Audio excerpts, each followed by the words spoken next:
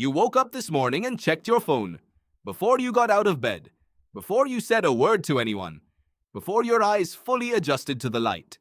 You scrolled through faces you will never meet, threats you will never face, and disasters happening thousands of miles away that your body responded to as if they were steps from your front door. Your heart rate climbed. Your jaw tightened. Somewhere in your chest, a low hum of anxiety settled in. The same one that was already there yesterday and the day before, and every day you can remember. You are living in the most comfortable, the safest, the most medically advanced moment in the entire history of your species. You have food you didn't hunt, shelter you didn't build, and the collective knowledge of every civilization that ever existed sitting in your pocket. And you feel like something is wrong. That feeling is not a glitch. It is not weakness. It is not something a better morning routine or a new supplement will fix. That feeling is your Stone Age brain doing exactly what it was built to do, in a world it was never built for. The question isn't whether something is wrong with you. The question is whether the world you live in was ever designed for the kind of animal you actually are. Evolutionary biologist David Buller once described the human brain as a kludge, a cobbled-together machine that works, but not because it was elegantly designed for modern life. It was shaped, piece by piece, over millions of years, by a world that no longer exists. And every part of you still runs on that original code. Here is what that original world looked like. You lived in a group of roughly 30 to 150 people. You knew every single one of them by name, by smell, by the specific rhythm of their footsteps on dry ground. Your survival depended entirely on whether they trusted you, because exile from the group was not a social inconvenience, it was a death sentence. You ate food only when you found it. Sometimes that was twice a day. Sometimes it was twice a week. Scarcity wasn't a diet choice. It was the baseline condition of being alive. You slept when the sun went down and woke when it rose. Every sound in the dark carried information. Every silence after a strange noise demanded interpretation. You moved constantly, not to stay healthy, not to hit a step count. You moved because staying still for too long could kill you. Your brain was calibrated to this world with extraordinary precision. It tracked social hierarchies. It remembered every face that had ever threatened you. It stored the exact location of every food source within a day's walk. It cataloged every time something almost ended you, so your body could react faster the next time. That brain is still yours. Nothing fundamental about it has changed in the last 10,000 years. Anatomically, cognitively, neurologically, you are essentially identical to a human who lived before agriculture, before cities, before writing. Scientists call this the mismatch hypothesis, the idea that your brain evolved to solve problems that mostly no longer exist, and that the gap between what your brain was built for and the world it actually inhabits is the hidden engine behind a great deal of modern suffering. Anthropologist John Tooby and evolutionary psychologist Leda Cosmides spent decades building what they called evolutionary psychology, the science of understanding the human mind not as a flexible general-purpose computer, but as a collection of highly specialized tools, each one shaped by a specific ancient pressure. Their conclusion was this: you do not have one unified brain. You have dozens of overlapping systems, each built for a specific ancestral problem. The fear system was built for predators. The social anxiety system was built for exile. The craving system was built for caloric scarcity. The jealousy system was built to protect genetic investment in a world without paternity tests. Now take all of those systems and run them inside a world without predators, without exile, with infinite calories available around the clock, and you begin to understand why modern life feels the way it does, even when nothing is technically wrong. Think about sugar. Your ancient ancestors burned thousands of calories each day just staying alive, moving, hunting, carrying, building, fleeing. Ripe fruit meant glucose. Glucose meant energy. Energy meant survival. So your brain wired itself to crave sweetness at an intensity that matched how rare it was to find it. A single piece of ripe fruit was a biological event worth celebrating. Your body lit up for it. Sugar was scarce. It was seasonal. It required effort to find. Now you live in a world where refined sugar is cheaper than most vegetables, engineered to be more concentrated than anything that has ever existed in nature, and available at every gas station, checkout line, and vending machine on Earth. Your craving system never got the update. It still behaves as if a mango found by accident is a miracle that must be consumed entirely, immediately, before someone else takes it. This is not a failure of willpower. This is a Stone Age survival system operating in the wrong century. The same logic applies to your attention. Your ancestors' survival depended on noticing change, a rustling in the grass that wasn't wind, a cloud of dust on the horizon, a shift in the behavior of the people around you. The brain that ignored novelty died before it could pass on its genes.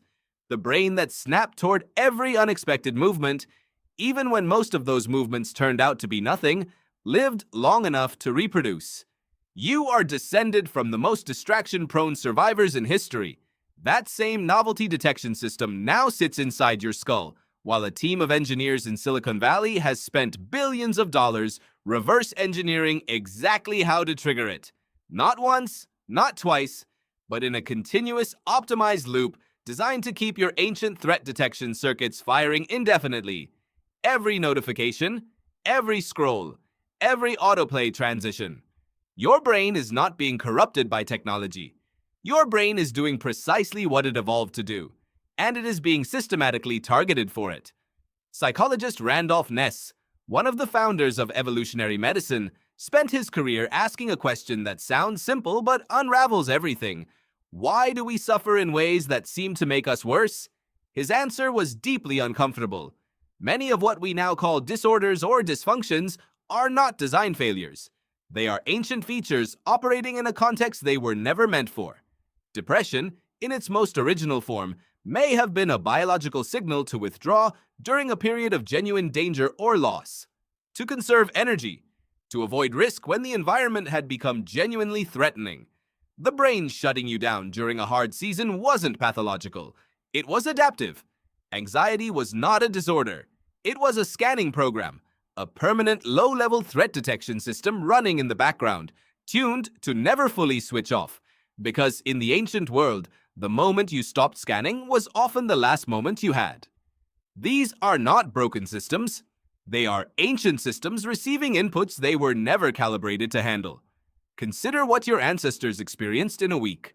Somewhere between 30 and 150 human faces. A handful of genuine social conflicts, most of which resolved within hours. A small number of real physical threats that required total physiological mobilization, and then were over. Consider what your nervous system processes in a single morning now. You wake to a device that delivers the worst news from every corner of the planet simultaneously. Your threat system activates for a wildfire on a continent you will never visit. Your fear response fires over a political argument posted by a stranger. Your social anxiety system reads the tone of a message and runs threat assessment on a relationship that exists entirely on a screen. Your brain cannot tell the difference between a real threat and a simulated one. It never needed to. In the ancient world, every threat it encountered was real. Now you sit perfectly still in a chair and experience the full physiological response of someone being chased. Cortisol flooding your bloodstream, heart rate spiking, digestion shutting down. Because you read a headline. The stress hormones are chemically identical. Your body prepared you for a sprint that will never come. The hormones don't dissipate. They accumulate. Over days, weeks, years, a body running a permanent low-grade emergency response starts to break down in ways that look exactly like modern chronic illness. Anthropologist Peter Gluckman and health scientist Mark Hansen, in their landmark work on mismatch biology, demonstrated that many of the most common causes of death in the modern world, heart disease, type 2 diabetes, depression, certain autoimmune conditions, are not simply bad luck or genetic misfortune. They are predictable, almost logical consequences of ancient biology encountering a modern environment it was never designed to navigate. You are not sick because your body failed you. You are sick because your body is succeeding at solving a problem that no longer exists. So what do you do with this? The honest answer is that you cannot opt out of having a Stone Age brain.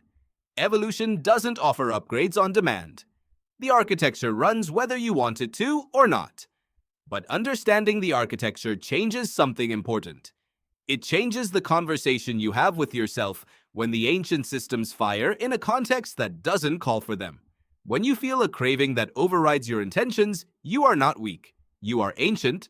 When you feel anxious in a room full of safety, you are not broken. You are calibrated for a world that no longer exists. When you are surviving in exactly the way your ancestors were built to survive, and you are being deliberately exploited for it by systems that understand your brain better than you do. Researcher Roy Baumeister spent years studying what he called ego depletion, the finding that self-control is not an unlimited resource. It depletes with use. What his work gestured toward, and what evolutionary researchers expanded on, is that willpower was never designed to resist the volume and concentration of stimulation that modern humans face every waking hour. Your ancient ancestors didn't need to resist sugar because sugar wasn't everywhere. They didn't need to resist outrage because no one was delivering a curated feed of maximally enraging content directly into their nervous system 12 hours a day. The mismatch isn't just biological, it's structural. The modern world was not designed around your well-being. In many cases, it was designed around your brain's most exploitable vulnerabilities. Knowing this doesn't solve the problem, but it changes the quality of the problem. It moves the question from "why am I like this?" to "what is this response actually for?" It gives you a map of your own mind that doesn't require self-contempt as its foundation. It locates the source of the difficulty not in a personal failure, but in a collision between what you are and when you were placed. You are not maladapted, you are mismatched. There is a difference, and it matters more than it might seem. Because when you understand that your fear is ancient, you can acknowledge it without being consumed by it. When you understand that your craving is a survival system firing in the wrong context, you can work with it rather than against yourself. When you understand that your anxiety is a scanning program that was never designed to turn off, you can adjust your environment rather than simply blame your mind. The people who designed your phone know this. The people who engineer your food know this. Understanding it too is not an advantage, it is a baseline. Here is the quiet, strange truth that sits underneath all of this. In the most technologically complex, medically advanced, materially abundant moment in the history of your species, you are still running the same core operating system as the person who sat at the edge of a dying fire 50,000 years ago, listening for sounds in the dark, reading the faces of the people around them, wondering if they were safe, wondering if they were enough, wondering what the morning would bring. You woke up this morning and checked your phone. You were scanning the perimeter. You always have been. You always have been. The fire is still burning. The dark is still full of signals. The only thing that has changed is that you can no longer see the flame. Shifted something, even slightly, subscribe. There's more where this came from. The books that shaped this video are in the description. Randolph Nesse on Why Your Suffering Makes Ancient Sense. Peter Gluckman and Mark Hansen on Mismatched Biology. Roy Baumeister on Why Your Willpower Was Never the Problem. They're worth it. Like this video if it made you see yourself differently. That's all we ask.